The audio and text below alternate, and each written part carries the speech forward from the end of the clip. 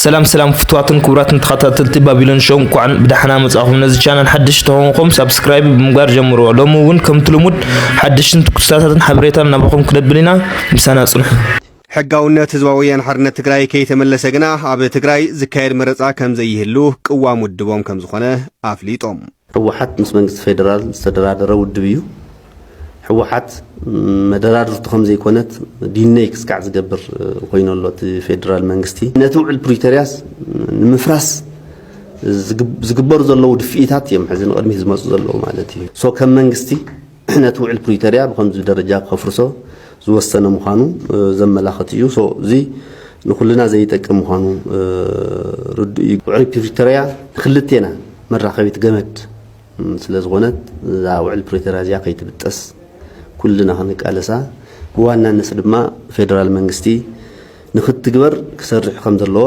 ያው ተገምጊሙሎ ፃውዒት እውን ቀሪቡሎ ዘይ ሕጋዊ መንገዲ ተኣጊዱ ሕጋውነት ውድብ ዘይ ሕጋዊ መንገዲ መበገስ እውን አይውሉን ውድብ ተፈተወ ተጸልአ ተደራዳሪት ምስ ፌደራል አውዕል ፕሪቶሪያ ተደራዳረት ውድብ ያ ማለት ስለዚህ ማሕበረሰብ ዓለም ዝፈልጥ ውድብ ህወሓት ሶ አብይ አሕመድ በስልጣኑ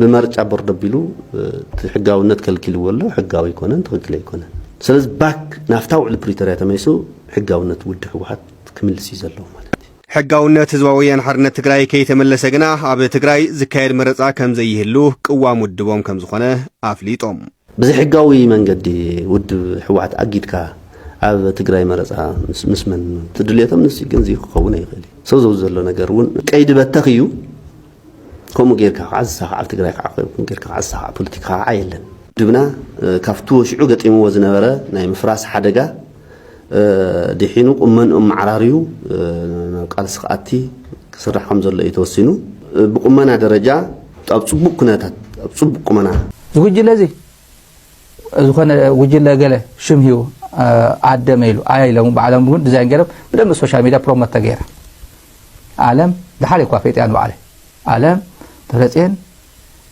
መንጀሪ ነው ኢሎም በቲ ከዓን ክብድ ኢላ ኣረቅዶ ወርካዶ ኢሎም ኮይዶም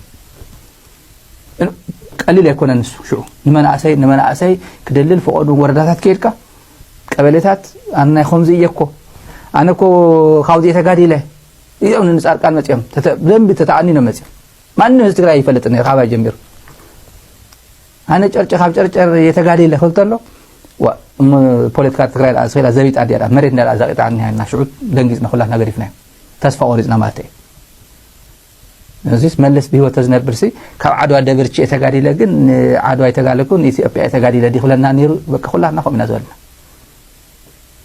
ቱርቀት ናይ ትግራይ ውርቀት ሽዑ من جميل أبي أحمد أبي أحمد نسو أجندة شيء غيره زهاومي إذا بأكل ممز ديمقراطية غير رأي تغير ديمقراطية غير رأي تغير مرات تغير دايما لسكا priorities بحال كله كلمة زوجها أو هيوتك نعم نتمر عز بحال كلمة حساب ودسه ومسح هذا مسجور مسه جزء هذا لني كلا عندنا عرسي دخيله دموز دنيني كم حد الرخيل كله دخول الرخيل هذا سؤال نجارات بيزك نجارات اللي سوي كاتم ماله ترى هذا كمان كات عمي ولا كهذا يركا مرعت تبرهني الكا مرع آخر كزول كات أتواني خمسة كلمة بحاله هيوت hierarchy of needs بحال بسايكولوجي تقرأ priority أو ساعات زيو حد النتون دارتها تقرأ نام نورا من لاسيا أو تلك سنة أنا هيسكا واشتغلت خائلك كنت تخيل فرق تقرأ هجركا بزعوا رايا زيجنا بزعوا رايا وندفع بلا بعلم تزيعته كم يخبرون نيرو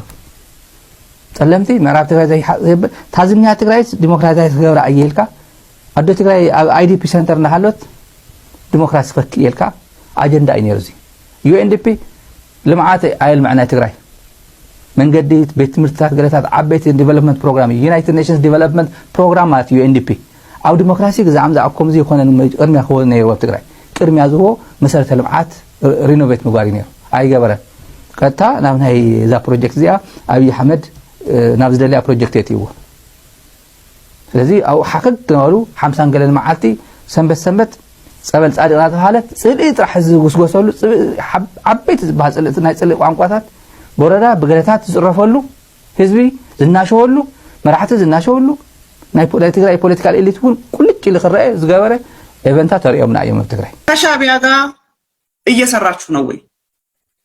እየሰራችሁ እስካልሆነ ይሄ ለምንድን ነው የሚባለው? ኦኬ ከሻዕቢያ ጋር በተደጋጋሚ መግለጫ አውጥተናል፣ እኛም ገልጸናል። የትግራይ ሰራዊትም በራሳቸው መንገድ ያወጡት መግለጫ አለ። ሆን ተብሎ ነው እንደዚህ አይነት የሐሰት ወሬ እንትን እየተደረገ ያለው። በመጀመሪያ ደረጃ እኛ ግልጽ ያደረግነው ነገር ምንድነው? ከማንኛውም ህዝብ ጋር ሰላም እንፈልጋለን። ከኤርትራም ከሱዳንም ከአማራም ከአፋርም ጎረቤቶቻችን በሙሉ የትግራይ ህዝብ ጦርነት የሚባለው ነገር ይበቃዋል፣ በቃ ጦርነት አንፈልግም እያልን ነው ያለነው። ሰላም ነው የሚፈልገው የኢትዮጵያ ህዝብ በአጠቃላይ የትግራይ ህዝብም እንደዚህ ማለት ነው። እና በአካባቢያችን ሰላም እንዲኖር መስራት ኃጢአት የለውም። በቃ በምንም አይነት መንገድ ወደ ጦርነት መግባት የለብንም።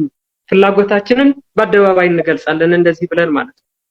ከዛ ባሻገር ግን ሰላም ፍጠሩ፣ ተነጋገሩ ብሎ ቀደም ብሎ ራሱ ፕራይም ሚኒስተር ጠቅላይ ሚኒስተር አብይ ለህወሓት ያቀረበው ሐሳብ ነበር። በዛው መሰረት ነው ዶክተር ደብረጽዮንም የገለጸው ከኤርትራ ተወካዮች ጋር የኛ አመራር የተገናኙበት ሁኔታ ነበር። ይሄ ለፌደራል መንግስትም ሪፖርት ነው። ከተገናኙ በኋላ እኛ እስካለን ፐርሰናሊ ባለኝ ዕውቀት ለስራ አስፈጻሚ መጥቶ ሪፖርት ስለተደረገልን ከሻዕቢያ አመራር ጋር ተገናኘ ማለት የሆነ ዴሊጌት ከተደረገ ሰው ጋር ማለት ነው። ያደረጉትን ውይይትም ለፕራይም ሚኒስተር ሪፖርት ተደረገ። እንዲህ አይነት ውይይት አድርገናል ተብሎ ለኛ ተነግሯል። በዚህ ደረጃ ግንኙነት የተደረገበት ሁኔታ ነበር። ይሄ የሚታወቅ ነገር ነው። ሰላም ፍጠሩ የሚልም ያንንም እኛ ትክክል ነው ከማንኛውም ህዝብ ጋር ሰላም መፍጠር አለብን ብለናል። ከፌደራል መንግስት ፕሪቶሪያ ስምምነት አለ። በፕሪቶሪያ ስምምነት ነው የምንገናኘው። ከኤርትራ መንግስት ግን በፕሪቶሪያ ስምምነት ውስጥ አልተካተተም። ይሄ የሰላም ስምምነት አለን የምንለው ነገር የለን። ወደ ጦርነት ግን ገብተን ስርዓት ያለያዘ ነገር አለ። ጦርነት ውስጥ ከገባን በኋላ ከዛ በኋላ መቀጠል ያለበት ነገር አለ። ይሄ ነገር በራሱ መንገድ ይፈታል። ለማንኛውም ግን ወደ ጦርነት በድጋሚ መግባት እንደማንፈልግ ፍላጎታችንን መግለጽ ትክክል ነው ብለን እኛም ተቀብለናል ያለ ማለት ነው።